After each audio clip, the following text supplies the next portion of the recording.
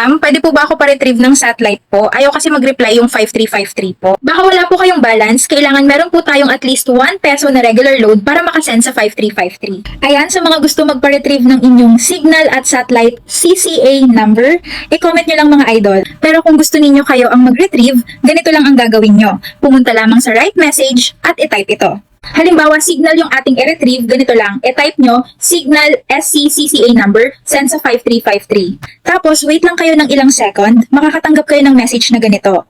Account number is successfully retrieved. Pag ganyan po, ibig sabihin ay successful ang pag-retrieve ninyo. I-save nyo na lang pag na-retrieve nyo na para hindi na kayo mag-retrieve ulit. Take note, kailangan po nating at least 1 peso na regular load para makasend sa 5353. Kaya loodan nyo muna ang inyong SIM card.